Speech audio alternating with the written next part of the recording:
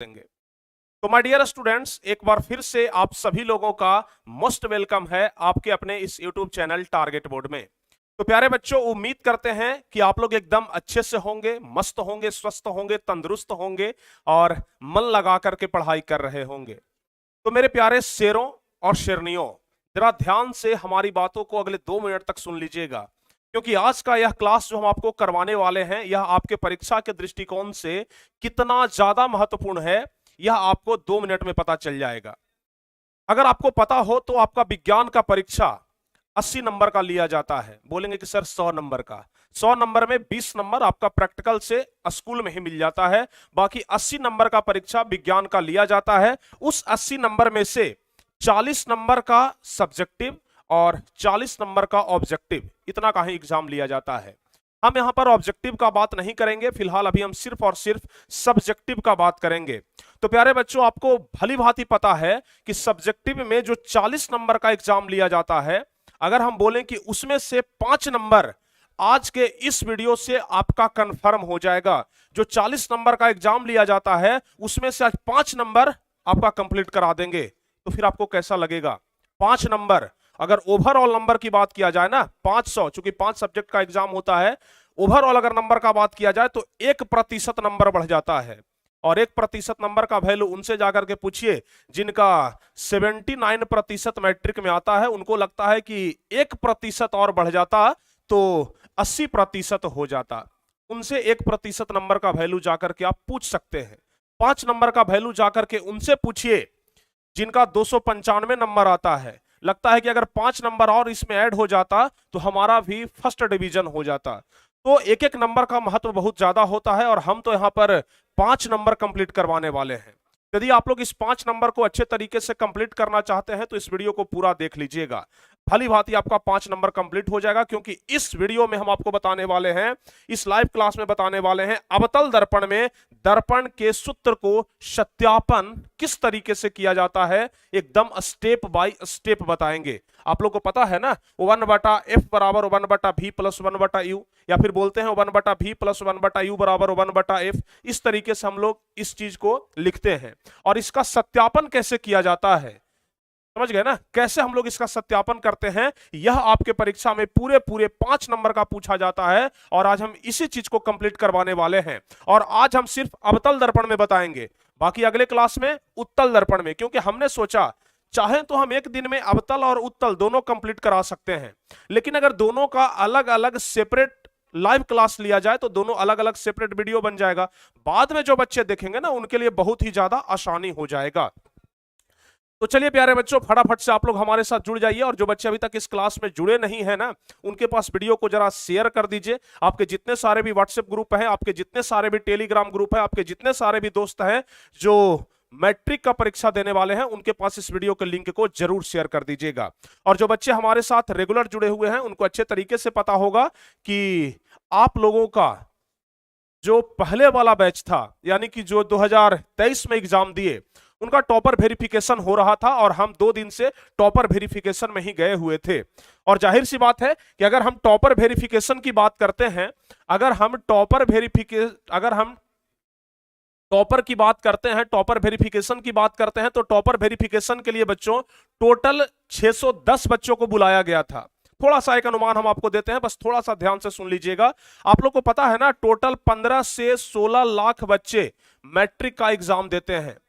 Total लगभग 15 लाख बच्चे matric का एग्जाम देते हैं और इस 15 लाख में से मात्र 610 बच्चों को बुलाया गया था टॉपर वेरिफिकेशन के लिए। यानी कि यह 610 बच्चे ऐसे थे जिनका मैट्रिक में सबसे ज्यादा नंबर आया था। तो जाहिर सी बात है कि यह सारे बच्चे टॉपर कैटेगरी के हैं। जाहिर सी बात है कि यह सारे बच्चे टॉपर कैटेगरी के हैं। तो प्यारे बच्चों, हम जब टॉपर वेरिफिकेशन के लिए गए थे तो इस 610 में से अधिकांश बच्चों से मिले। 103 बच्चा तो अपना टारगेट बोर्ड चैनल से ही था। इस टॉपर वेरिफिकेशन में जो 610 बच्चे आए थे ना, 103 बच्चे total target board YouTube channel के थे, जो कि टारगेट बोर्ड चैनल से ही पढ़ाई किए थे। बहुत ज्यादा मन खुश हो गया जब हम वहां पर गए और देखे कि 103 बच्चे, चूंकि 2 दिन था ना, 25 तारीख और 26 तारीख को, तो 2 दिन में लगभग 103 बच्चे ऐसे निकले जो कि टारगेट बोर्ड से पढ़ाई किए हैं। और जाहिर सी बात है कि सारे टॉपर बच्चे थे। जब हम इनसे पूछा कि किस तरीके से पढ़ाई करते थे, कौन से बुक से पढ़ाई करते थे। चूंकि सारे टॉपर बच्चे हैं, इनका एक एक जो टिप्स होता है ना, वो लाखों करोड़ों का होता है आप लोगों के लिए। एक एक टिप्स जो टॉपरों का होता है ना, वो लाखों के लिए होता है, करोड़ों के लिए होता है। इसलिए आपके जो बड़े भाई हैं, जो 10th क्लास के बच्चे जो एग्जाम दे चुके हैं ना, उनके लिए हम 12th टॉपर आयुषी का इंटरव्यू लिए थे। आयुषी का इंटरव्यू लिए थे और आयुषी ने भी इस बात को कबूला था कि सर हमने किसी भी बुक से तैयारी नहीं किया है, ना तो एनसीईआरटी, ना तो भारती भवन, ना तो बीटीबीसी, किसी बुक को नहीं छुआ। बस हम अपने नोट्स से पढ़ाई करते थे, बस हम अपने नोट्स से पढ़ाई करते थे। और जब हम इस 103 बच्चे, जो कि बाकी सारे बच्चे अनजान थे, हमको नहीं जानते थे, लेकिन इस 103 बच्चे जो कि हमारे संस्थान से, हमारे चैनल से पढ़ करके अगर टॉपर वेरिफिकेशन तक पहुंचे हैं, तो जाहिर सी बात है कि सारे बच्चे मेहनती होंगे। और जब हम इनसे पूछा कि आप लोग किस बुक से पढ़ाई करते थे, एनसीईआरटी की, बीटीबीसी की, भारती भवन, इन्होंने खुल करके बोला, और इसमें से अधिकांश बच्चों ने तो कहा कि सर हम जो टारगेट बोर्ड का नोट्स था, टारगेट बोर्ड का जो नोट्स था उसी से पढ़ाई किए थे, टारगेट बोर्ड का जो नोट्स था उसी से पढ़ाई किए थे। यहां तक कि बहुत सारे बच्चे जो मोबाइल लेकर के आए थे ना, मोबाइल खोल करके दिखाए कि सर देख लीजिए आपका ही नोट्स था सर। और बहुत सारे बच्चे तो ऐसे थे, चूंकि आप लोग को पता है कि जब टॉपर वेरिफिकेशन के लिए बुलाया जाता है तो वहां पर टॉपरों से कुछ सवाल पूछा जाता है, थोड़े बहुत बेसिक लेवल के सवाल। अधिकांश बच्चे ऐसे थे ना जो कि टारगेट बोर्ड का ही नोट्स खोल करके पढ़ रहे थे, टारगेट बोर्ड का नोट्स खोल करके पढ़ रहे थे। जब हमने पूछा क्या पढ़ रहे हैं, तो सर टारगेट बोर्ड का नोट्स से थोड़ा सा पढ़ लेते हैं ताकि अगर क्वेश्चन पूछेगा तो बता देंगे। समझ गए? यानी कि प्यारे बच्चों, जितने सारे भी टॉपर आ रहे हैं, चाहे 10th क्लास के हो, चाहे 12th क्लास के हो, बुक से पढ़ाई नहीं कर रहे हैं, किताबी भाषा पर नहीं जा रहे हैं, किताब से नहीं पढ़ाई कर रहे हैं। सारे बच्चे किस चीज से पढ़ाई कर रहे हैं? तो नोट्स से पढ़ाई कर रहे हैं, सारे बच्चे नोट्स से पढ़ाई कर रहे हैं। तो अब हमें समझ में आया, और कहीं ना कहीं आप लोग को भी समझ में आ गया होगा, हमें तो पहले से पता था, इसलिए हम आप लोगों को नोट्स प्रोवाइड करवा रहे थे। तो कहीं ना कहीं प्यारे बच्चों, नोट्स का महत्व बहुत ही ज्यादा है। अगर आपको टॉपर बनना है तो किताब से नहीं पढ़ना होगा, जो टीचर का नोट्स होता है ना, उस नोट्स से पढ़ाई करिए, तब जाकर के आप टॉपर की राह पर चल सकते हैं, टॉपर बन सकते हैं। जो हमने बीती हुई बातों को देखा, जो हमने टॉपरों से पूछा, तब हमें जाकर के इन सब चीजों के बारे में पता चला। और हम पहले भी आपको बार बार बोलते थे ना कि हमेशा नोट्स से पढ़ाई करिए, नोट्स से बेहतर चीज और कुछ भी नहीं होता है, नोट्स सबसे बेहतरीन होता है। और अगर सिंपल लैंग्वेज में मिले तो और भी बढ़िया। और हमेशा से हम आपको नोट्स प्रोवाइड करवाए हैं। देखिए जो 2024 वाले बच्चे हैं ना, उनके लिए किस तरीके का नोट्स बन रहा है, और अगर चाहे तो इस नोट्स को आप लोग परचेज कर सकते हैं। इस तरीके से आप लोग का नोट्स मिल रहा है, जैसे फिजिक्स हो गया, भौतिक विज्ञान हो गया, ये तो ऊपर वाला कवर पेज है, समझ गए। देखिए 2024 एग्जाम के लिए है 10th नोट्स, एकदम सरल भाषा में। नोट्स लेने के लिए प्यारे बच्चों 81 14 53 20 21 या 92 63 99 11 25 पर आपको कॉल करना होगा। एकदम बेहतरीन नोट्स देख लीजिए। अगर नोट्स पर हल्का से भी आप टच करेंगे ना, सीधे यूट्यूब चैनल पर जाएंगे, इस प्रकार का नोट्स है। यहां पर देखिए पूरा विषय सूची तक दिया हुआ है आप लोगों के लिए, हमारे द्वारा बनाया गया नोट्स। इस नोट्स का एक एक वर्ड जो है ना, वो हमारे द्वारा बनाया गया है, और नोट्स से बेहतरीन तो कुछ होता ही नहीं है, समझ गए। और देख लीजिए प्यारे बच्चों, किस तरीके का नोट्स आप लोगों के लिए उपलब्ध करवाया गया है। चैप्टर 1 का पूरा नोट्स है, देख लीजिए। अगर आप लोग इसको प्रिंट निकलवा करके अगर इससे तैयारी करें, तो हमें लगता है कि इससे बेहतरीन और कुछ भी नहीं हो सकता है, इससे बेहतरीन और कुछ भी नहीं हो सकता है। तो अभी भी मौका है, आप लोग इस नोट्स से तैयारी करिए। इस नोट्स से अगर तैयारी करेंगे तभी टॉपर की राह पर चलेंगे, क्योंकि एक एक टॉपर का कहना है सर नोट्स से पढ़िए। अगर यकीन ना हो ना, तो आयुषी वाला जो इंटरव्यू है, आयुषी रंजन जो 12th, आयुषी नंदन जो 12th क्लास की टॉपर है, उनका इंटरव्यू जाकर के देख लीजिए, अभी हमारे चैनल पर अपलोड है। और लगभग 1.5 लाख बच्चों ने उस इंटरव्यू को देखा है। लगभग 1.5 लाख बच्चे ऐसे हैं जो कि उस इंटरव्यू को देखे हैं, और उस इंटरव्यू में आयुषी ने साफ कहा है कि सर हमने नोट्स से पढ़ाई किया। हम 2-3 बार सवाल पूछे हैं, किस बुक से, आपके अनुसार से बढ़िया बुक कौन सा है, एक बढ़िया बुक का नाम बता दीजिए। उन्होंने बार बार कहा सर हम नोट्स से पढ़ाई किए हैं, तो फिर बुक का नाम हम क्यों ले लें। मैथ के लिए सिर्फ उन्होंने कहा, मैथ के लिए सिर्फ कहा था कि सर हम पारामाउंट बुक यूज करते थे, पारामाउंट से बनाते थे। बाकी प्यारे बच्चों हर एक सब्जेक्ट का तैयारी उन्होंने नोट से किया है। तो इसलिए आप लोग नोट्स से पढ़ें। टारगेट बोर्ड के द्वारा आपको बहुत तरह के फीचर उपलब्ध करवाए जा रहे हैं, जहां से आप लोग पढ़ाई कर सकते हैं। और व्हाट्सएप ग्रुप में जुड़ने के लिए, जहां पर डेली आपको डिजिटल बोर्ड उसका नोट्स मिल जाएगा। यानी कि जो पैनल है हमारा डिजिटल बोर्ड है, इस पर जो पढ़ाई होगा उसका नोट्स आपको मिल जाएगा व्हाट्सएप ग्रुप पे। तो व्हाट्सएप ग्रुप पे जुड़ने के लिए इस 2 नंबर पे कॉल कर सकते हैं। अगर आपको प्यारे बच्चों नोट्स लेना है तो 8114532021 या फिर 9263991125 इस नंबर पे कॉल कर लें। एक सब्जेक्ट के लिए मात्र आपको 50 रुपया लगेगा। अगर 5 सब्जेक्ट का लेंगे तो 250, समझ गए ना। अगर 5 सब्जेक्ट का लेंगे तो 250, यानी कि एक सब्जेक्ट के लिए 50 रुपया। अगर आप लोग 250-500 रुपया खर्च करके मैट्रिक में टॉपर तक पहुंच जाते हैं, टॉपर वेरिफिकेशन तक पहुंच जाते हैं, फिर आपके लिए गौरव का सवाल है, क्योंकि उसी टॉपर वेरिफिकेशन के बच्चे कोई ना कोई टॉप करेंगे। तो बहुत बड़ी बात है प्यारे बच्चों, इस चीज को आप लोग समझिए। इसलिए हम थोड़ा सा 5 मिनट का समय लेकर के ना आप लोगों को इन सब चीजों के बारे में विस्तार से बताए हैं। अब चलिए हमारे साथ आप लोग जुड़ सकते हैं फेसबुक पेज पर। फेसबुक पेज पर प्यारे बच्चों आप लोग फेसबुक पर जाकर के टारगेट बोर्ड सर्च करिएगा, वहां पर भी अब आप लोगों को डेली लाइव क्लास देखने को मिलेगा। इसके अलावा टेलीग्राम ग्रुप में जुड़ सकते हैं, व्हाट्सएप ग्रुप में जुड़ने के लिए बोल ही चुके हैं। यहां पर हमारा ढेर सारा वेबसाइट भी है, boardmantra.in, परीक्षान्यूज.in, targetboard.co, यहां से जाकर के देख सकते हैं। और परीक्षान्यूज.com पर ही इस बार 10th का रिजल्ट जारी हो रहा है। यहां पर प्यारे बच्चों जाकर के आप लोग 10th का रिजल्ट देख सकते हैं। अब चलिए आगे बढ़ते हैं और आज के क्लास की ओर हम रुख करते हैं। आज का क्लास हमारा कौन सा है? आज का क्लास प्यारे बच्चों 6ठा क्लास है और इस क्लास में हम आपको बताने वाले हैं दर्पण सूत्र 1/v + 1/u = 1/f। इस चीज को आज हम प्रूव करके दिखाएंगे, सत्यापित करके दिखाएंगे। सबसे पहले हम जान लेते हैं कि दर्पण सूत्र कहते किसको हैं। दर्पण सूत्र कहते किसको है, इस चीज को हम सबसे पहले समझेंगे। लेकिन इस चीज को समझने से पहले आपको कुछ बेसिक चीज हम बता दें। जैसे प्यारे बच्चों आप लोगों को पता है, अच्छे तरीके से आप लोगों को पता है, जैसे मान लिया जाए कि इस प्रकार से हम एक चित्र बनाते हैं, यहां पर हम एक वस्तु रखते हैं और यहां से वस्तु रखने के बाद इस तरीके से यह वापस जाता है, तो जाहिर सी बात है कि यहां पर एफ हो जाएगा। आप लोग को पता है अगर एक चीज और यहां से हम कर दें ना तो यहां पर सी हो जाएगा, यहां पर ध्रुव पी हो जाएगा, इसका नाम हम एम डैश रख देते हैं। समझिएगा ध्यान से, जरा ध्यान से समझिएगा। आप लोगों को इतना बेहतरीन तरीके से समझाएंगे ना, इतना बेहतरीन तरीके से आज तक कोई नहीं आपको समझाया होगा। इस वस्तु का नाम हम ए बी रख देते हैं, वस्तु का नाम ए बी रख देते हैं। इसका प्रतिबिंब प्यारे बच्चों यहां पर बनेगा और इस प्रतिबिंब का नाम रख देते हैं ए डैश बी डैश। ठीक है, यहां तक सारे बच्चे समझ गए। अब जरा ध्यान से और प्यार से इस चीज को समझिएगा, तब कहीं जाकर के आपको यह चीज अच्छे तरीके से समझ में आ जाएगा। सबसे पहला चीज, वस्तु हमारा कौन सा है? वस्तु हमारा कौन सा है? ए बी है, इसका प्रतिबिंब यहां पर ए डैश बी डैश बन रहा है। तो ध्यान रखिएगा, वस्तु की दूरी को, वस्तु की दूरी, समझ गए ना, वस्तु की दूरी को प्यारे बच्चों हम लोग यू से सूचित करते हैं दर्पण में। वस्तु की दूरी को हम लोग यू से सूचित करते हैं, याद होगा ना, वस्तु की दूरी को यू से। यानी कि अगर यहां से यहां तक की दूरी हमें निकालना रहे, यानी कि ध्रुव से लेकर के यहां तक का दूरी निकालना रहे कि वस्तु का दूरी कितना है, तो हम लोग इतना न लिख करके ना सीधे यू लिख सकते हैं। यू कहने का मतलब होता है वस्तु की दूरी। इसके अलावा दूसरा होता है प्रतिबिंब की दूरी। दूसरा क्या होता है? प्रतिबिंब की दूरी, प्रतिबिंब की दूरी।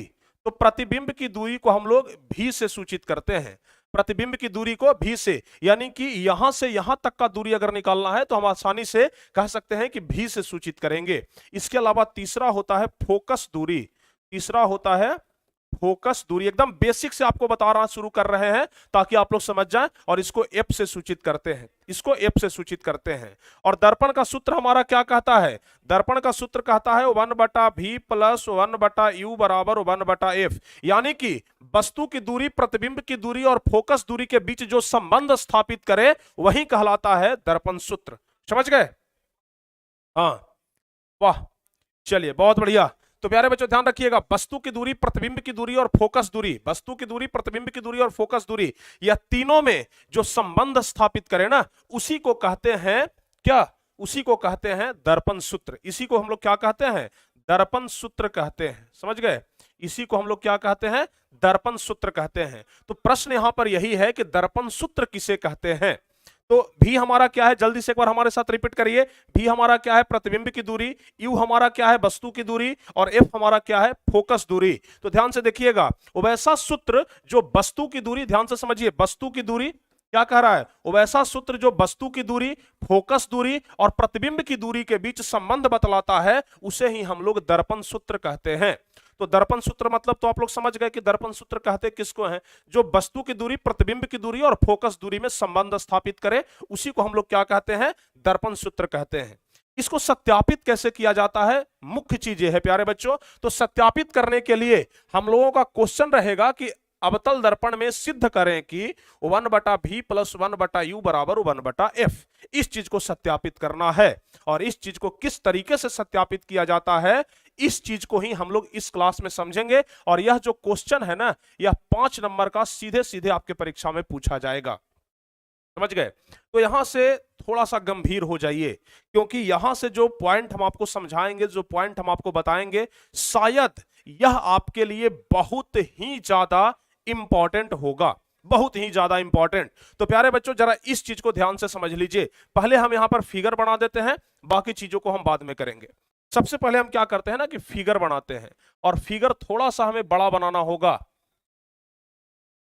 फिगर हमें थोड़ा सा बड़ा बनाना होगा।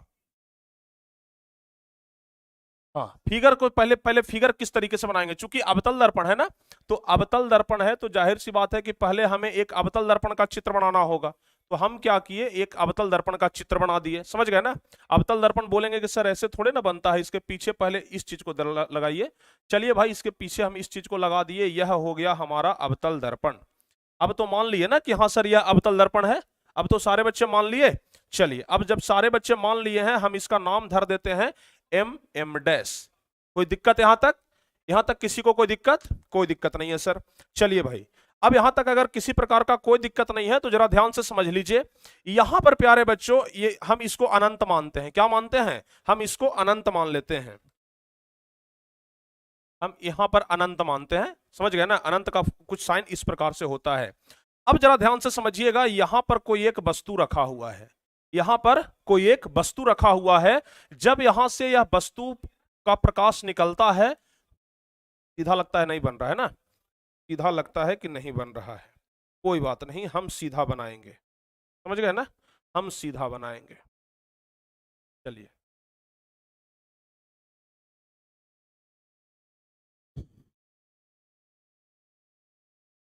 हम जरा इस चीज को प्यार से बनाएंगे ताकि आप लोगों को अच्छे तरीके से समझ में आ जाए। ठीक है? समांतर हो गया?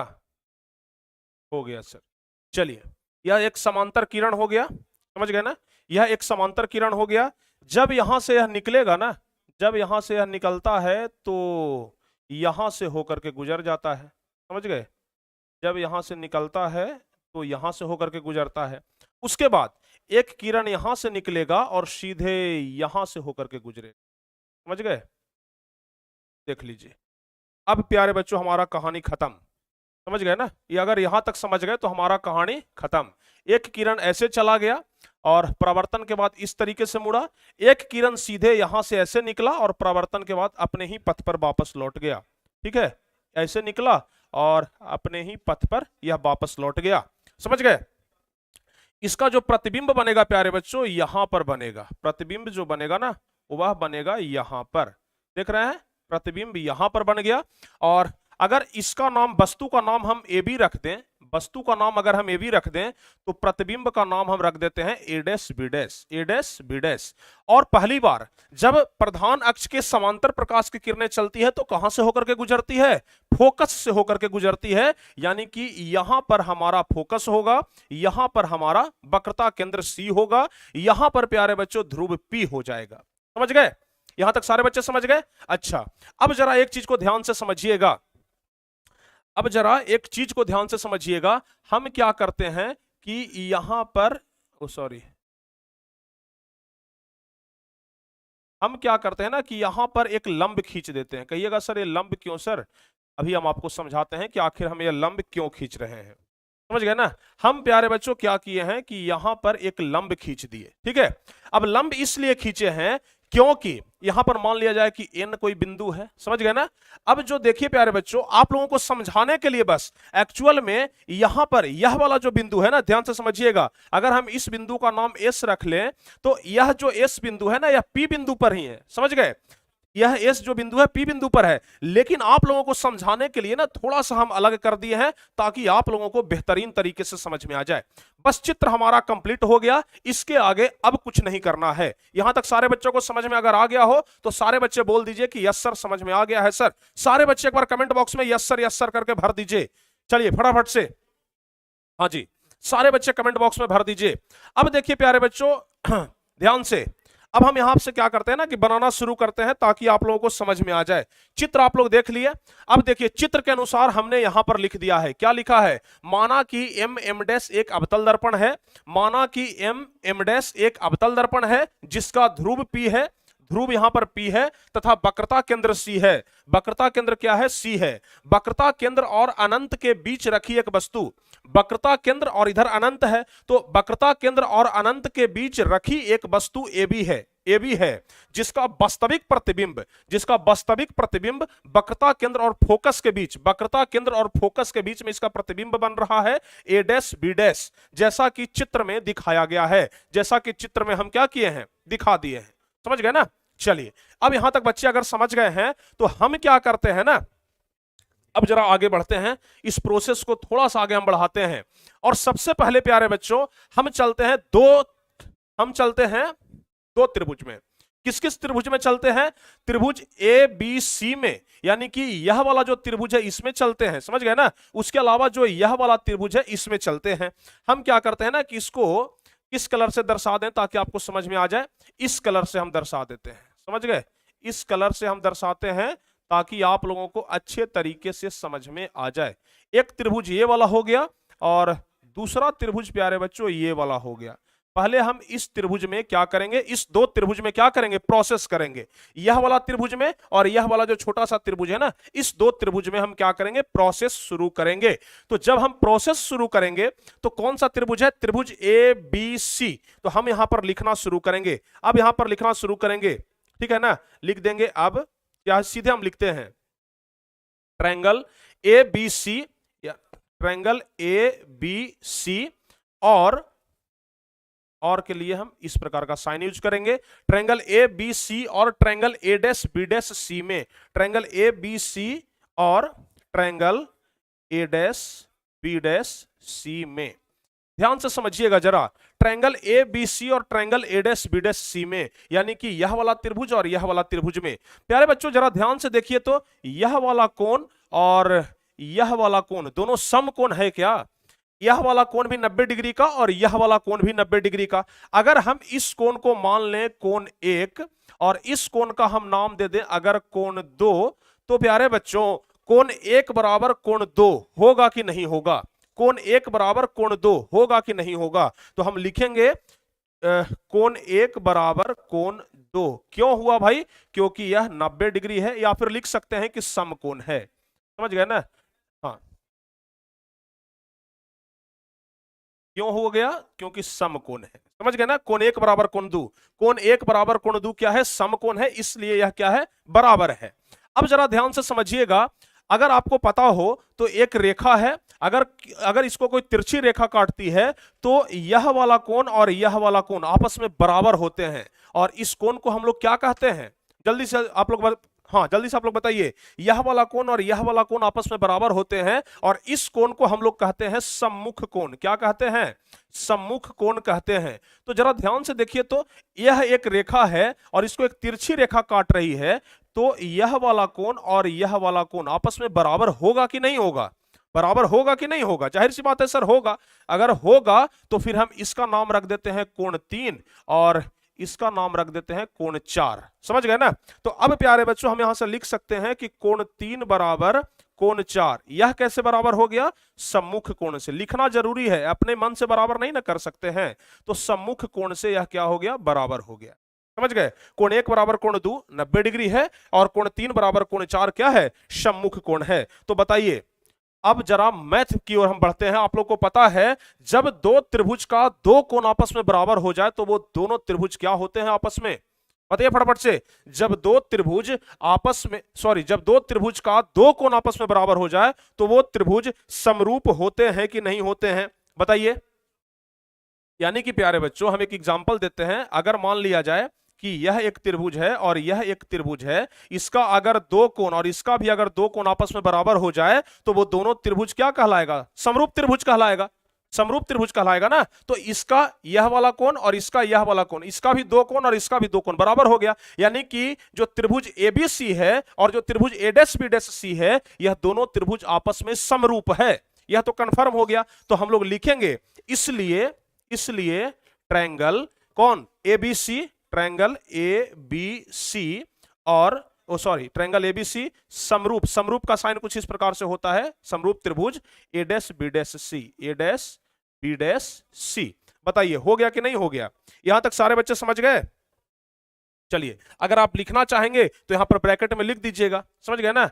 समझ गए कि चूंकि जब दो त्रिभुज, हाँ चूंकि जब दो त्रिभुज का दो कोण आपस में बराबर होते हैं तो त्रिभुज समरूप होते हैं। हालांकि अगर नहीं भी लिखेंगे फिर भी काम चल जाएगा। यहां तक सारे बच्चे को समझ में आ गया? सारे बच्चे को समझ में आ गया? चलिए बहुत बढ़िया। अब क्या करते हैं, हम अगले पेज की ओर बढ़ते हैं। अब जरा ध्यान से समझिएगा आप लोग। ट्रायंगल एबीसी और triangle A dash B dash C में तो हम लोग देख लिए भाई, यहां तक समझ गए ना?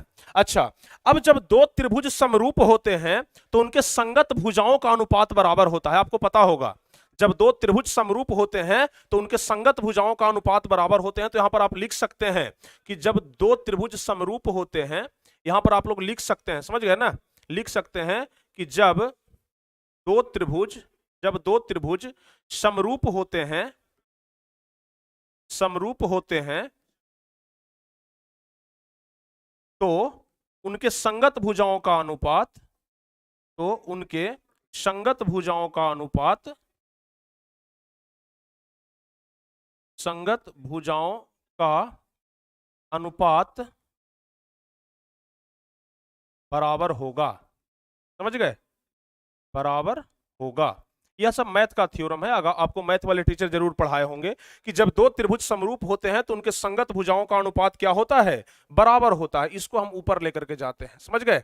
जब दो त्रिभुज समरूप होते हैं तो उनके संगत भुजाओं का अनुपात बराबर है, तो जाहिर सी बात है कि जब ये वाला त्रिभुज और ये वाला त्रिभुज समरूप है तो उनके संगत भुजाओं का अनुपात भी बराबर होगा। और संगत भुजाओं का अनुपात कहने का मतलब लंब बटा लंब और आधार बटा आधार हो जाएगा। तो देखिए जरा ध्यान से, लंब इसका क्या है भाई? ए बी है ना, तो लंब बटा लंब, तो लंब इसका ए बी है तो ए बी लिख दिए बटा, और इसका लंब क्या है? ए डैश बी डैश, तो ए बी बटा ए डैश बी डैश हो जाएगा, बराबर लंब बटा लंब हो गया। अब आधार की ओर चलते हैं, आधार बटा आधार, तो आधार क्या है? ए सी है, बटा इसका आधार क्या है? ए डैश सी है। देख लीजिए ना, ए डैश सी आधार है, तो लंब बटा लंब और आधार बटा आधार हो गया कि नहीं हो गया? हो गया ना। अब इसी चीज को हम दूसरे पेज में उतार देते हैं, ए बी बटा ए डैश बी डैश, समझ गए?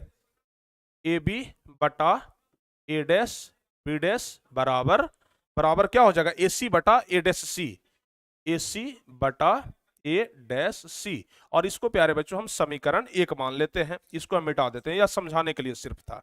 तो एक स्टेप तो हमारा कंप्लीट हो गया। यहां तक सारे बच्चे समझ गए? वाह बहुत बढ़िया, यहां तक सारे बच्चे समझ गए ना? चलिए अब चलते हैं अब चलते हैं प्यारे बच्चों हम दूसरे त्रिभुज में। अब जरा ध्यान से समझिएगा। अब ट्रायंगल, अब जरा ध्यान से समझिए। तो अब हम दो त्रिभुज और लेते हैं, समझ गए ना? अब चलते हैं प्यारे बच्चों यह दो त्रिभुज में। एक त्रिभुज तो हमारा यह वाला हो गया, एक त्रिभुज हमारा यह वाला हो गया, और दूसरा त्रिभुज हमारा यह वाला हो गया, समझ गए ना? अब इस दो त्रिभुज में हम लोग प्रोसेस को आगे बढ़ाएंगे। तो अगर हम इस दो त्रिभुज में प्रोसेस को आगे बढ़ाएं तो जरा ध्यान से समझिएगा। यह वाला 90 डिग्री है और यह वाला भी 90 डिग्री का कोण है, यानी कि 3 4 तक हम तो मान लिए थे ना। इसको हम क्या करते हैं कि कोण 5 मान लेते हैं, समझ गए? इसको हम क्या करते हैं, यहां पर हम इसको कोण 5 मान लेते हैं, और इसको हम मान लेते हैं कोण 6, समझ गए? इसको कोण 6, यानी कि कोण 5 बराबर कोण 6 हो जाएगा। यह दो त्रिभुज में कोण 5 बराबर कोण 6 क्या है? समकोण है। तो लिखेंगे हम लोग, अब ट्रायंगल किसमें किसमें है भाई? ट्रायंगल कौन कौन सा है? ट्रायंगल है A dash B dash F, ध्यान से समझिएगा, समझ रहे हैं ना? वाह, हाँ, ए डैश बी डैश एफ, और किसमें है? एन एफ एस में, समझ गए? एन एफ एस में। तो हम लोग लिखेंगे अब ट्रायंगल एन एफ एस, और ट्रायंगल और किसमें है? और किसमें है? A dash B dash F में, समझ गए ना? A dash B dash F में। बस अब ट्रायंगल एनएफएस और triangle A dash B dash F में, समझ गए? अब जरा ध्यान से समझिए। तो कोण 5 बराबर कोण 6 90 डिग्री, कोण 5 बराबर कोण 6 90 डिग्री, तो लिख देंगे कोण 5 बराबर कोण 6 90 डिग्री है। अच्छा, अब जरा ध्यान से समझिए। अब प्यारे बच्चों कोण 6 तक तो हो गया। यह वाला कोण को हम मान लेते हैं कोण 7, और यह वाला कोण को हम मान लेते हैं कोण 8, समझ गए ना? इसको मानते हैं कोण 8, समझ गए। तो कोण 7 बराबर कोण 8 क्या हो जाएगा, जल्दी से बताइए। कोण 7 बराबर कोण 8 क्या हो जाएगा, सम्मुख कोण। तो कोण 7 बराबर कोण 8 क्या हो जाएगा, सम्मुख कोण हो जाएगा। कोण 7 बराबर कोण 8 क्या हो गया, सम्मुख कोण। अब फिर से वही वाला चीज हम लोग लगा देंगे, जब दो त्रिभुज समरूप होते हैं तो उनके संगत भुजाओं का अनुपात बराबर होता है, समझ गए ना। तो चूंकि दो त्रिभुज हैं, इनके दो कोण आपस में बराबर हो गए, तो यह दोनों त्रिभुज क्या होगा, समरूप होगा। तो हम लिख सकते हैं ट्रायंगल NFS समरूप त्रिभुज A', तो हम लोग लिख देंगे, इसलिए ट्रायंगल NFS समरूप त्रिभुज A', अब फिर से यही वाला लाइन यहां पर उतर जाएगा, समझ गए ना, कि जब दो त्रिभुज समरूप होते हैं तो उनके संगत भुजाओं का अनुपात भी क्या होता है, बराबर होता है। तो यह जब दो त्रिभुज समरूप हो गए तो संगत भुजाओं का अनुपात बराबर होगा, यानी कि जिस तरीके से हम इसमें लंब बटा लंब और आधार बटा आधार किए थे, उसी तरीके से इसमें भी लंब बटा लंब और आधार बटा आधार हो जाएगा। तो इसका लंब क्या है, NS, हम पहले यहां पर लिख देते हैं, इसका लंब क्या है NS बटा इसका लंब क्या है A', बराबर आधार। अब देख लेते हैं, आधार प्यारे बच्चों है FS, आधार क्या है FS, तो हम यहां पर कर देते हैं FS बटा इसका आधार क्या है A', हो गया कि नहीं हो गया, लंब बटा लंब और आधार बटा आधार। बताइए कोई दिक्कत, हाँ, वाह क्या बात है, सारे बच्चों को समझ में आ रहा है ना, सारे बच्चों को समझ में आ रहा है। तो NS बटा A', हम लोग यहां पर लिख देंगे, इसलिए NS बटा A', बराबर NS बटा A', बराबर FS बटा A', FS बटा A'। यहां तक सारे बच्चे को समझ में आ गया, यहां तक सारे बच्चे को समझ में आ गया, यस सर, यस सर, समझ में आ गया, सारे बच्चे समझ रहे हैं ना, हाँ, यहां तक किसी का, हाँ बताइए, यहां तक किसी बच्चे को कोई प्रॉब्लम नहीं है।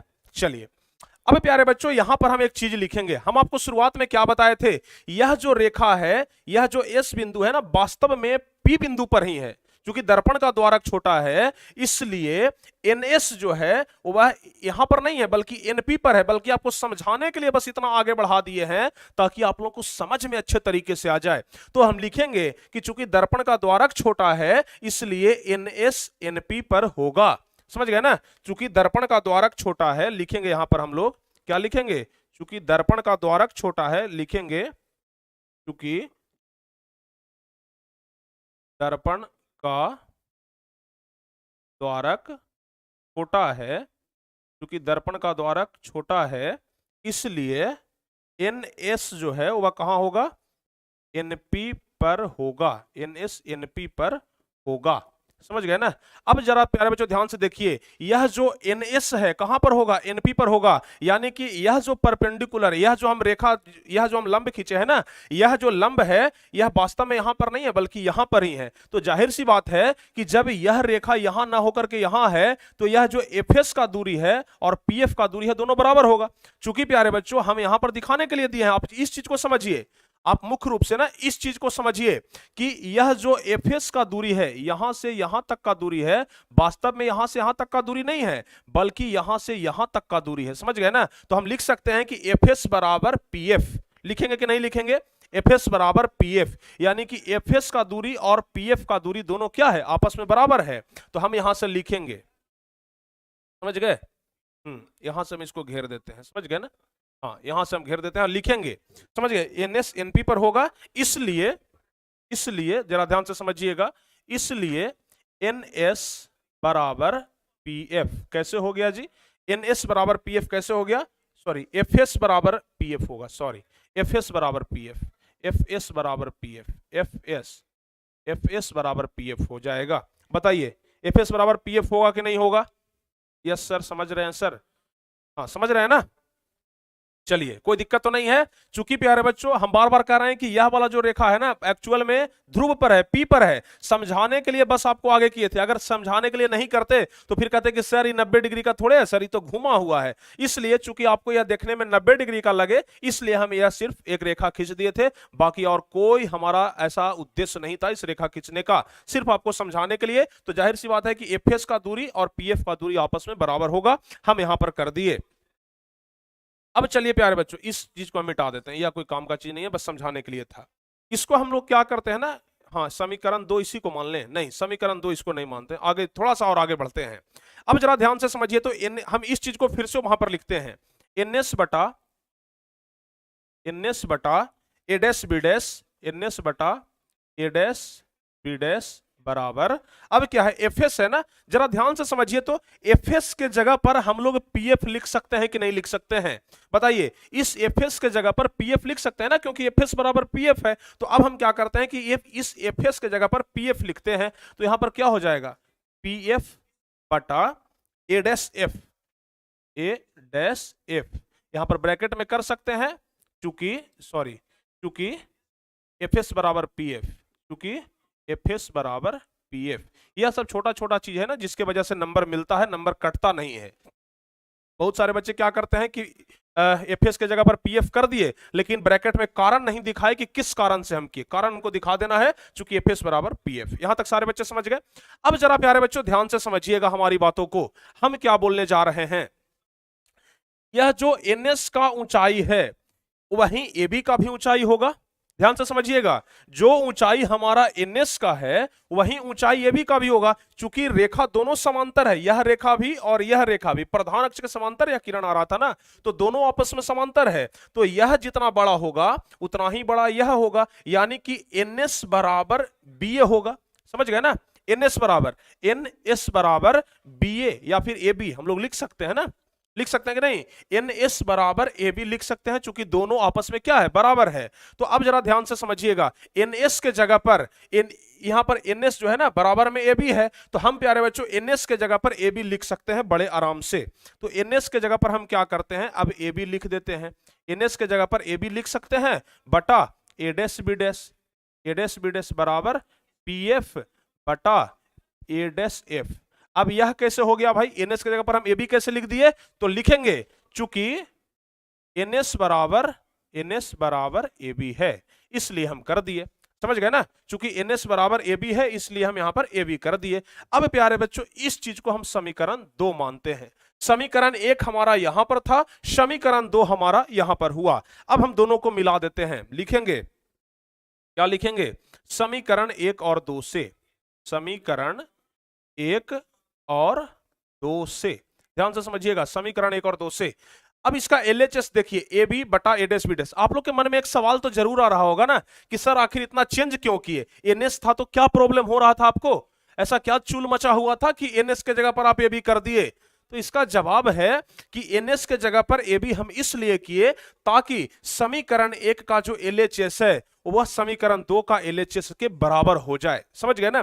इसलिए हम एनएस के जगह पर ए बी किए, समझ गए, ताकि दोनों का एलएचएस हम बराबर कर सकें। तो अब देखिए समीकरण 1 का और समीकरण 2 का दोनों का एलएचएस बराबर हो गया कि नहीं हो गया, हो गया ना। तो अब कहेंगे कि सर दोनों का एलएचएस जब बराबर हो गया तो हम एलएचएस को नहीं लिखेंगे, सिर्फ आरएचएस को लिखेंगे। तो आरएचएस क्या है हमारा, AC बटा ए डैश सी, AC बटा ए डैश सी बराबर पीएफ बटा ए डैश एफ।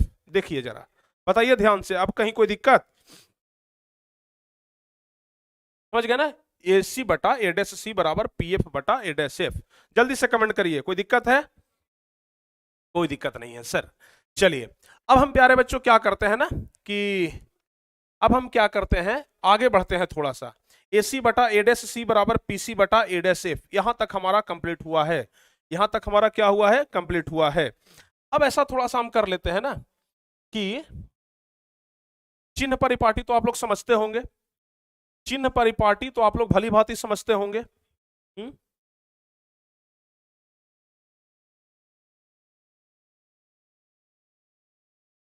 चिन्ह परिपाटी समझते हैं ना, तो इसके एक लाइन आगे बढ़ जाते हैं। हम सोच रहे हैं ना कि इसको अगले पेज में लेके जाते हैं। AC बटा ए डैश सी हम क्या करते हैं, इसको अगले पेज में लेकर के जाते हैं। ए सी बटा ए डैश सी, समझ गए, ए सी बटा ए डैश सी बराबर पी एफ बटा ए डैश एफ, बराबर पी एफ बटा और क्या है A dash F, A dash F. चलिए यहां तक सारे बच्चे समझ गए। अब हम क्या किए हैं ना, इस चीज को उठा करके सीधे यहां पर रख दिए हैं ताकि आप लोगों को थोड़ा सा समझाने में आसानी हो जाए, समझ गए, ताकि बच्चों थोड़ा सा आप लोगों को समझाने में क्या हो जाए, आसानी हो जाए। अब जरा ध्यान से समझिएगा, इस एसी के बदले में प्यारे बच्चों जरा ध्यान से समझिए, एसी अगर हम एसी का दूरी निकालें, एसी यानी कि यहां से यहां तक का दूरी अगर हमको निकालना हो तो हम कैसे निकालेंगे। एक चीज जरा ध्यान से समझिएगा, यह एक रेखा है, यहां पर ए है, यहां पर सी है, यहां पर मान लिया जाए कि पी है, समझ गए। हमें कोई कह दे कि आपको यहां से यहां तक का दूरी निकालना है, यानी कि बस हमें यहां से यहां तक का दूरी निकालना है, तो कैसे हम निकालेंगे। इसका एक सरल सा तरीका है, इसका एक सिंपल सा तरीका है, अगर एसी का दूरी निकालना है तो पूरा दूरी में से हम इतना को घटा देंगे, यानी कि पीए में से अगर हमें प्यारे बच्चों एसी निकालने के लिए कोई बोल दे तो एसी बराबर क्या करेंगे, इस पूरा में से यानी कि पीए में से किसको घटा देंगे, पीसी को घटा देंगे, बच गया कौन, ये वाला, यानी कि एसी के बदले में हम लोग पीए माइनस पीसी लिख सकते हैं कि नहीं लिख सकते हैं। तो यहां पर जो एसी हमारा है, इस एसी के बदले में पीए माइनस पीसी लिख सकते हैं, तो यहां पर लिख देंगे हम लोग पीए माइनस पीसी बटा, अब ए डैश सी है, जरा ध्यान से समझिएगा, उसी तरीके से ए डैश सी यानी कि यहां से यहां तक का दूरी निकालना है, समझ गए ना, यहां से यहां तक का दूरी निकालना है, तो हम क्या करेंगे कि पीसी में से पीए डैश को घटा देंगे, समझ गए ना। अब सेम वही चीज है, सेम वही चीज है, समझ गए। जैसे मान लिया जाए यहां पर क्या है जी, सी है, यहां पर सी है, यहां पर ए डैश है। अब क्या कह रहा है ना कि ए डैश सी यानी कि ए डैश सी यहां से यहां तक का दूरी निकाली, तो क्या करेंगे, पीसी में से पीए डैश को घटा देंगे, तो क्या करेंगे PC minus P A dash, हो जाएगा कि नहीं हो जाएगा, हो जाएगा ना, बराबर। अब देखिए पीएफ, पीएफ यह तो फोकस दूरी है ना, तो पीएफ के जगह पर हम पीएफ रहने देते हैं, पीएफ के जगह पर हम पीएफ रहने देते हैं बटा ए डैश एफ, ए डैश एफ, ए डैश एफ यानी कि यहां से यहां तक का दूरी निकालना है, तो पी ए डैश में से पीएफ को घटा देते हैं, तो निकल जाएगा पी ए डैश में से PF, P A dash, P A dash में से पीएफ को घटा देते हैं, तो हमारा ए डैश एफ का दूरी निकल जाएगा। यहां तक किसी को बच्चे को समझ में नहीं आया तो बताइए। वाह बहुत बढ़िया, हाँ यहां तक सारे बच्चे समझ गए ना, यहां तक सारे बच्चे को समझ में आया, कोई दिक्कत है क्या, कोई दिक्कत नहीं है। अब प्यारे बच्चों जरा यहां पर आप लोग चिन्ह परिपाटी यहीं पर हम आपको समझाना चाहेंगे, समझ गए ना, चिन्ह परिपाटी हम आपको समझाना चाहेंगे थोड़ा सा, जरा ध्यान से देखिएगा। यहां पर पी ए क्या है जी, यहां पर हम एक ब्रैकेट लेते हैं और यहां पर समझाते हैं चिन्ह परिपाटी, समझ गए ना, चिन्ह परिपाटी, चिन्ह परिपाटी किसका किसका दूरी निकालना होगा, पीए का, पीए का, पीए बराबर क्या हो जाएगा, अच्छा पीसी बराबर क्या हो जाएगा, ये निकालना होगा, और पीए डैश क्या होगा, और पीएफ क्या होगा, यह चार चीज हमें निकालना होगा। अब जरा ध्यान से समझिएगा, पीए की अगर हम लोग बात करें तो पीए क्या है जी, पी ए की बात करें तो पी से लेकर के ए तक, यहां से लेकर के यहां तक क्या है, वस्तु की दूरी है ना, और अभी हम आपको बताए हैं कि वस्तु की दूरी को यू से सूचित करते हैं। देखिए जरा ध्यान से, हम आपको बताए थे, हाँ वस्तु की दूरी को यू से सूचित करते हैं, बताए थे ना, तो हम क्या करेंगे, सेम वही चीज हमें अपना लेंगे। पी ए हमारा क्या है, पी से ए का दूरी, वस्तु है ना, वस्तु की दूरी को हम लोग यू से लिखते हैं, तो यहां पर प्यारे बच्चों यू कर देंगे, लेकिन चूंकि अवतल दर्पण है इसलिए माइनस यू हो जाएगा, चूंकि दर्पण के बाईं ओर बन रहा है तो माइनस यू हो जाएगा। अब पीसी की बात कर लेते हैं, तो पीसी क्या है, पी से लेकर के सी तक का दूरी, यानी कि यहां से यहां तक, इसको हम कहते हैं वक्रता केंद्र, क्या कहते हैं, वक्रता केंद्र। तो वक्रता केंद्र की दूरी को हम लोग किस चीज से लिखते हैं जरा बता दीजिए, हाँ जी, पीसी वक्रता केंद्र की दूरी को क्या लिखेंगे, अगर नहीं समझ में आए ना तो उसके पहले हम एक लाइन इधर चलते हैं, पी ए डैश की बात कर लेते हैं, पी ए डैश की बात कर लेते हैं, यहां पर पहले पीएफ की बात कर लेते हैं। तो प्यारे बच्चों पीएफ यानी कि पी से लेकर के एफ, पी से लेकर के क्या हो जाएगा, एफ हो जाएगा ना, पी से लेकर के एफ हो जाएगा, इसको हम लोग फोकस दूरी कहते हैं ना, तो फोकस दूरी को हम लोग क्या लिखेंगे, एफ से सूचित करेंगे, लेकिन अवतल है तो माइनस एफ हो जाएगा। पी ए डैश की अगर हम बात कर लें तो पी ए डैश क्या है, P से लेकर के A डैश, यानी कि यहां पर प्रतिबिंब बना है तो प्रतिबिंब की दूरी है, और प्रतिबिंब की दूरी को हम लोग किस चीज से लिखते हैं, जल्दी से बताइए, V से लिखते हैं ना। तो हम लोग यहां पर क्या करेंगे, PA डैश को माइनस B, चूंकि अवतल दर्पण है तो माइनस B।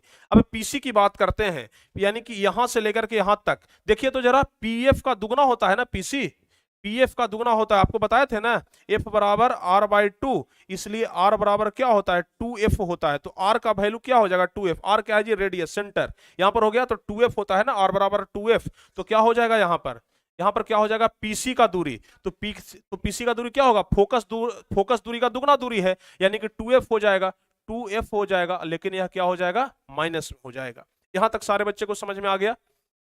वाह, सारे बच्चे तो पहले से ही कमेंट बॉक्स में लिख रहे हैं, सर ऐसे होगा, सर ऐसे होगा, UVF। चलिए बहुत बढ़िया। अब चलिए हम इस पर सिर्फ इसका वैल्यू बैठा देंगे और हमें कुछ भी नहीं करना है, यानी कि PA के जगह पर अब हम लोग प्यारे बच्चों माइनस U को लिखेंगे। ध्यान से अब समझिएगा, PA है तो PA के जगह पर क्या लिखेंगे, माइनस U। बस इसको सॉल्व करना है, अब समझ गए ना, माइनस U, माइनस का साइन है तो माइनस। अब PC है ना, जरा ध्यान से समझिए, तो PC है तो PC की जगह पर क्या लिखाएगा, -2F। PC की जगह पर -2F लिखा जाएगा, बटा PC क्या है जी, -2F, तो -2F, माइनस का साइन है तो minus PA dash, PA dash क्या है, माइनस भी है, तो यहां पर माइनस भी हो जाएगा, बराबर PF है, PF के जगह पर -F हो जाएगा, -F दे दिए, बटा PA डैश माइनस भी है तो यहां पर माइनस भी हो जाएगा, और माइनस है ना PF क्या है, -F है, तो यहां पर -F हो जाएगा। बताइए यहां तक सारे बच्चों को समझ में आ गया। चलिए अब हम एक लाइन और आगे बढ़ते हैं। -U था तो -U कर दिए, माइनस माइनस प्लस हो गया, और 2F है तो 2F हो गया, बटा -2F है तो -2F, जस का तस लिखा जाएगा, समझ गए। यहां पर माइनस माइनस प्लस हो जाएगा और ये क्या हो जाएगा, भी हो जाएगा। अच्छा अब चलते हैं बराबर, -F है तो -F का -F रह जाएगा, माइनस भी है तो माइनस भी रह जाएगा, माइनस माइनस प्लस हो जाता है और यहां पर F हो जाएगा। यह निकल करके आया। अब क्या करते हैं, अब इसको बस सॉल्व करना है, कहानी खत्म हो जाएगा। इसको सॉल्व करेंगे तो क्रॉस मल्टीप्लीकेशन करेंगे। जब क्रॉस मल्टीप्लीकेशन हम लोग करेंगे तो क्या करेंगे, पहले U से हम लोग दोनों में गुना करेंगे, समझ गए ना, U से क्या करेंगे, दोनों में हम लोग गुना करेंगे। तो जरा ध्यान से समझिए, तो आप लोग गुना करेंगे तो कैसे कैसे क्या होगा, देखिए गुना करेंगे तो कैसे कैसे क्या होगा, जरा ध्यान से समझिएगा। -U में -V से गुना करेंगे तो माइनस माइनस प्लस, तो प्लस क्या हो जाएगा, UV हो जाएगा, प्लस UV हो जाएगा, कोई दिक्कत नहीं। अब चलिए, अब -U में +F से करेंगे तो प्लस माइनस माइनस, U और F को गुना करेंगे तो UF ही हो जाएगा। अच्छा अब देखिए, +2F और -V, तो प्लस माइनस माइनस हो जाएगा, पहली बात प्लस माइनस माइनस हो जाएगा। 2F में V से करेंगे तो 2VF या फिर 2F भी हम लोग कर सकते हैं, 2VF ही हम लोग कर देते हैं, समझ गए ना, 2VF हो गया। और अब इसमें इफ से गुना करेंगे तो प्लस प्लस प्लस है तो प्लस हो गया, 2F गुना F तो क्या हो जाएगा, 2F स्क्वायर हो जाएगा, बराबर। अब इधर वाला गुना हो गया, अब इधर वाला करेंगे, -F और -2F, तो माइनस माइनस प्लस, पहले तो प्लस हो जाएगा। अच्छा +2F हो गया, +2F हो गया, 2F और F में गुना करेंगे तो 2F स्क्वायर हो जाएगा, समझ गए। उसके बाद V और F में गुना करेंगे तो प्लस माइनस माइनस है, V और F में गुना करेंगे तो क्या हो जाएगा, VF हो जाएगा। यहां तक सारे बच्चों को कोई दिक्कत है, बताइए, यहां तक सारे बच्चे समझ गए ना। अब क्या करते हैं, जरा देखिए, बराबर के इस साइड, प्यारे बच्चों जरा देखिए ध्यान से, बराबर के इस साइड 2F स्क्वायर है और इस साइड भी 2F स्क्वायर है, दोनों को हम लोग काट दिए, दोनों को हम लोग क्या कर दिए, काट दिए, कोई दिक्कत नहीं है। अब देखिए जरा, U भी इधर है ना, हम क्या करते हैं कि इधर UV को UV रहने देते हैं, समझ गए। अब बराबर इधर क्या है, -VF, तो -VF रहने देते हैं। अच्छा इधर से अब आ जाएगा -UF, तो इधर आकर के +UF हो जाएगा, चूंकि बराबर के जब उस साइड में जाता है ना तो क्या हो जाता है, माइनस प्लस में बदल जाता है, और यह माइनस है तो यह भी प्लस हो जाएगा, 2VF। बताइए यहां तक कोई दिक्कत है, -VF + UF + 2VF, यहां तक सारे बच्चों को समझ में आ गया। चलिए यहां तक हमें पूरा भरोसा है कि आप लोग समझ ही गए होंगे, अब कोई दिक्कत नहीं होगा।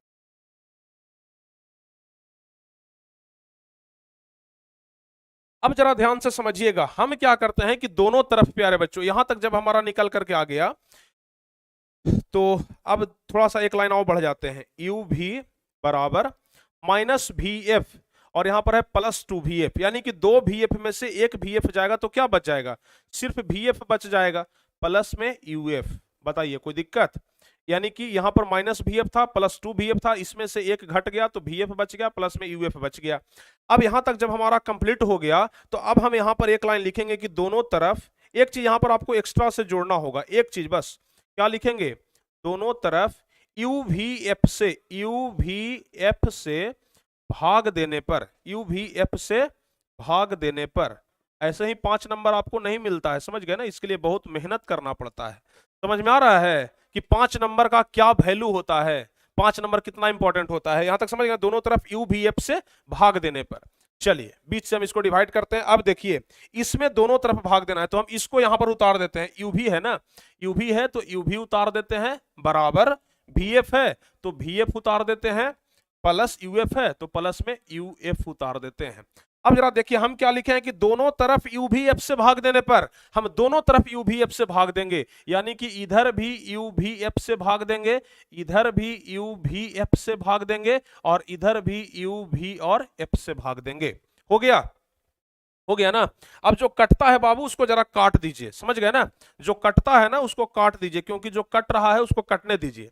देखिए U से U कट गया, V से V कट गया, खत्म। अब देखिए यहां पर V से V कट गया, F से F कट गया, खत्म। यहां पर U से U कट गया और F से F कट गया, खत्म। बच क्या गया, अब इसको जो बच गया ना उसको लिख दीजिए, क्या बच गया, ऊपर में तो कुछ नहीं है तो 1 बच गया, नीचे क्या बच गया जी, F बच गया, बराबर। समझ गए।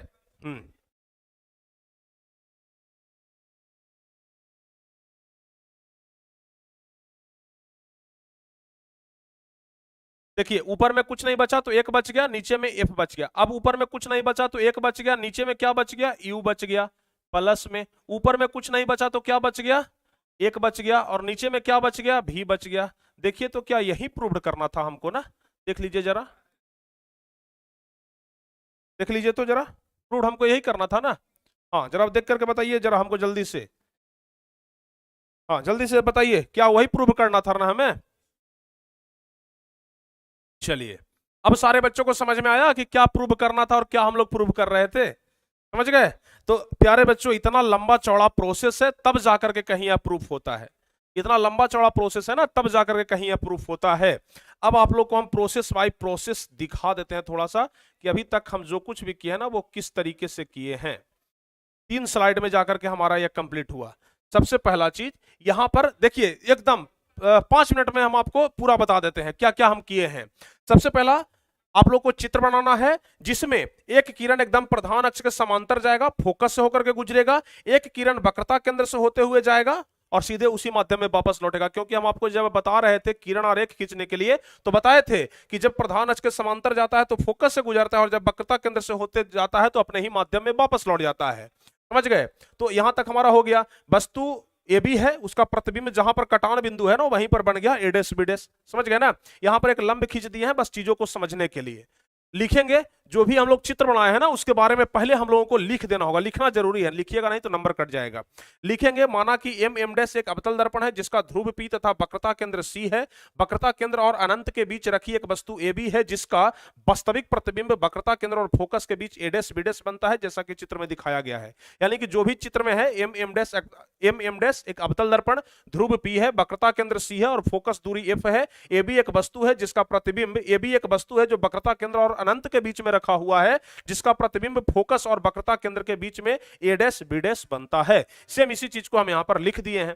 2 प्रोसेस आपको करना है। सबसे पहले यह वाला त्रिभुज में करना है, उसके बाद यह वाला त्रिभुज में करना है। 2 त्रिभुज, समझ गए ना। यह बड़का त्रिभुज में और फिर इधर छोटका त्रिभुज में, इधर ही बड़का त्रिभुज में, इधर ही छोटका त्रिभुज में।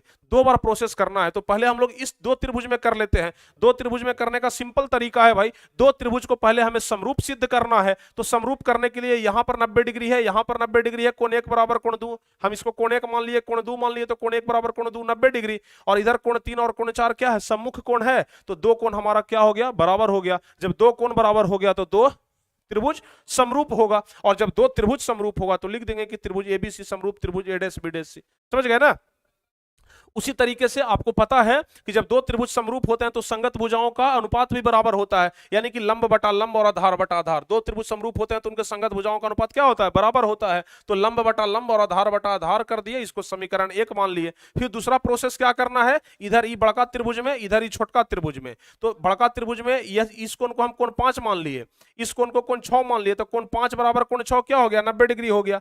कोण 5 बराबर कोण 6 क्या हो गया, 90 डिग्री हो गया ना। तो इससे हम इसी चीज को लिख दिए हैं, कोण 5 बराबर कोण 6 90 डिग्री। और प्यारे बच्चों, यह कोण और यह कोण सम्मुख कोण है। इस कोण का नाम दे दिए कोण 7, इस कोण का नाम दे दिए कोण 8। तो कोण 7 बराबर कोण 8 क्या हो गया, सम्मुख कोण हो गया। तो कोण 7 बराबर कोण 8 सम्मुख कोण। फिर से क्या हो गया जी, फिर से क्या हो गया, दो कोण बराबर, तो दो, जब दो कोण बराबर हो गया तो क्या हो गया, जब दो कोण बराबर होगा तो क्या होगा, जो दो कोण बराबर होगा। एक पलक कमेंट में भी डाल दीजिए सर। अच्छा भाई,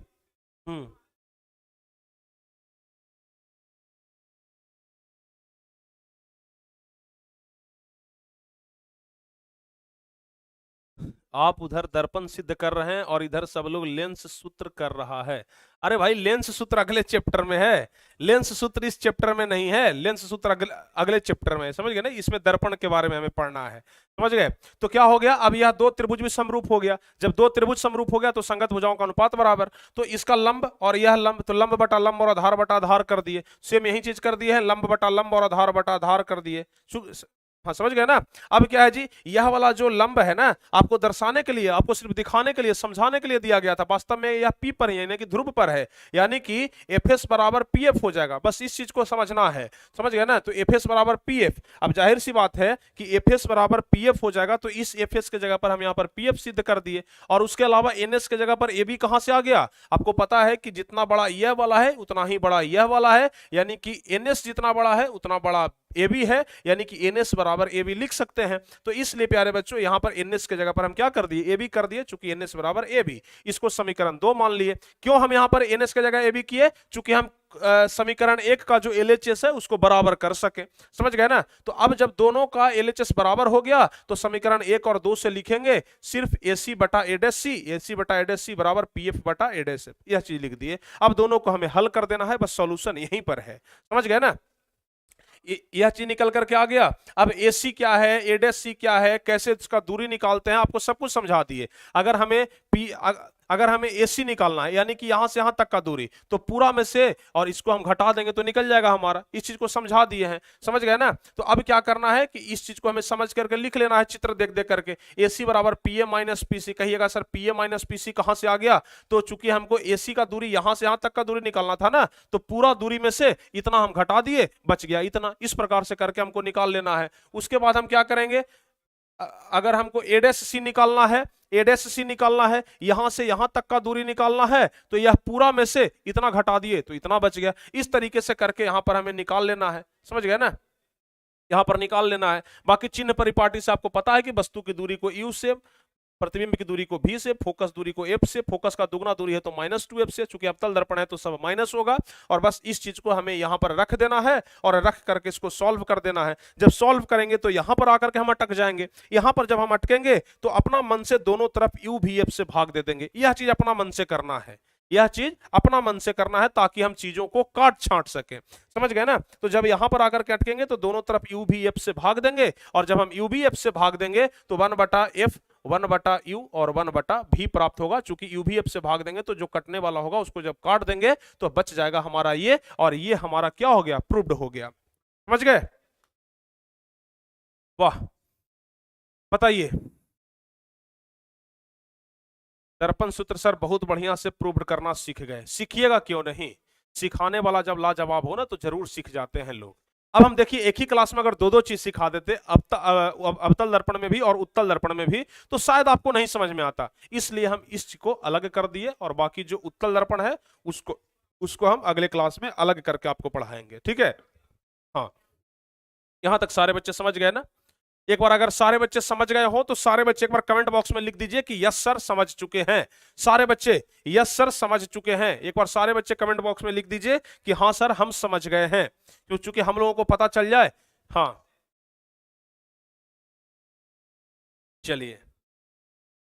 भाग क्यों दिए सर, हम भाग इसलिए दिए ना, देखिए यहां पर ना हम भाग इसलिए दिए ताकि हम काट छांट सकें, समझ गए ना। कुछ चीजें आगे कैसे होगा इसके लिए करना पड़ता है, तो आगे काट छाट करके हमें ये लाना था ना, तो इसलिए यूवीएफ से भाग दे दिए। यूवीएफ से जब तक भाग नहीं देंगे तब तक यह वाला चीज आएगा नहीं।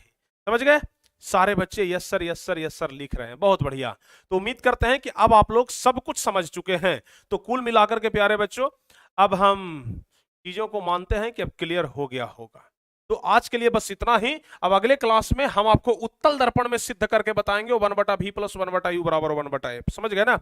उत्तल दर्पण में सिद्ध करके बताएंगे कि 1/v + 1/u = 1/f कैसे होता है। अभी तो अवतल दर्पण में, चूंकि जब परीक्षा आता है ना, तो परीक्षा में उत्तल या अवतल दोनों में से कोई एक पूछ सकता है, तो दोनों समझना हम लोग के लिए जरूरी है। तब अगले क्लास में प्यारे बच्चों वो चीज हमारा होगा। तो अगले क्लास के लिए तैयार रहिए। समझ गए ना। अगले क्लास के लिए तैयार रहिए कि अगले क्लास में यह चीज होगा। तो आज का क्लास यहीं तक। इसका पीडीएफ आपको व्हाट्सएप ग्रुप में मिल जाएगा। इसलिए हम बार बार बोल रहे हैं कि जो बच्चे व्हाट्सएप ग्रुप में नहीं जुड़े हैं ना, वे लोग कृपया व्हाट्सएप ग्रुप में जरूर जुड़ जाएं, ताकि आपको डेली पैनल का पीडीएफ मिल जाए, जो डिजिटल बोर्ड है ना, इसका पीडीएफ मिल जाए। बाकी प्यारे बच्चों, अगर एक ही बार में पीडीएफ लेना चाहते हैं तो इसके लिए आप लोग यह वाला पीडीएफ ले सकते हैं, और यह वाला पीडीएफ या फिर जो पढ़ाई होता है मोबाइल से पढ़ने के लिए वो वाला पीडीएफ मिल जाएगा। इसके लिए आप लोगों को या दोनों में से किसी एक नंबर पे कॉल कर लेना है, आपको पीडीएफ उपलब्ध करवा दिया जाएगा। और पीडीएफ का कितना महत्व है यह शुरुआत में हम आपको बता चुके हैं, क्योंकि टॉपर्स के मुख से हमने सुना और आपको भी सुनाएंगे। जब टारगेट बोर्ड के बच्चे टॉप करेंगे ना, तो यहां पर लाइन लगा करके खड़ा करवा देंगे। समझ गए ना। क्यों चिंता कर रहे हैं। इतने बच्चे टॉपर बनेंगे इस बार टारगेट बोर्ड से कि यहां पर लाइन में खड़ा होने का जगह नहीं मिलेगा, क्योंकि इस बार हम टॉपर वेरिफिकेशन से आ चुके हैं और अंदाजा लग चुका है कि टारगेट बोर्ड के कितने बच्चे इस बार टॉप कर रहे हैं। समझ गए ना। तो बहुत सारे बच्चे इस बार टॉप कर रहे हैं। हताश नहीं होना है, और आप लोगों के लिए भी इस तरीके का माहौल क्रिएट किया जाएगा, आप लोगों को भी इस तरीके का पढ़ाई उपलब्ध करवाया जाएगा, ताकि आप लोग भी टॉपर बन सके। समझ गए ना। आप लोग भी टॉपर बन सके। समझ गए ना। इसके लिए हम भरपूर कोशिश करेंगे। तो जो बच्चे ऑनलाइन के माध्यम से पढ़ाई कर रहे हैं, तैयारी बेहतरीन तरीके से करना चाहते हैं, उनके लिए हमारा दरवाजा हमेशा खुला हुआ है। आइए और जबरदस्त तरीके से आप लोग क्या करिए, शुरुआत करिए। और अगर शुरुआत करेंगे तो अंत की ओर आपको लेकर के हम जाएंगे। समझ गए ना। तो उम्मीद करते हैं कि सारे बच्चे इस चीज को समझ गए होंगे। ठीक है, सारे बच्चे इस चीज को समझ गए होंगे। वाह, बहुत बढ़िया। तो प्यारे बच्चों, इस क्लास को अब हम यहीं पे समाप्त करते हैं। अगले क्लास में अब हम मिलेंगे आपसे, और अगले क्लास में हम आपको बताएंगे उत्तल दर्पण में सिद्ध करें कि 1/v + 1/u = 1/f। इस चीज को सिद्ध करके दर्शा देंगे। तो इस क्लास को हम यहीं पे समाप्त करते हैं, और उम्मीद है कि आप लोग अब नोट्स से ही पढ़ाई करेंगे। किताब को मत छूइए। जो टीचर पढ़ा रहे हैं, टीचर के नोट्स से पढ़िए, जबरदस्त तैयारी आपका हो जाएगा। समझ गए ना। तो टीचर के नोट्स से ही आप लोग पढ़िए, सबसे बेहतरीन रहेगा। मिलते हैं प्यारे बच्चों अगली क्लास में। तब तक के लिए जय हिंद, धन्यवाद। लेकिन जाते जाते यह क्लास आपको कैसा लगा कमेंट बॉक्स में जरूर बताइएगा। यह क्लास आपको कैसा लगा जरूर कमेंट करके बताइएगा। हर एक बच्चे कमेंट बॉक्स में कमेंट जरूर करेंगे कि सर क्लास कैसा लगा, समझ में कितना आया। अगर समझ में ना आया हो तो दोबारा एक बार वीडियो को देख लीजिएगा, पूरा समझ में आ जाएगा। समझ गए ना। तो मिलते हैं अगली क्लास में। तब तक के लिए जय हिंद, धन्यवाद।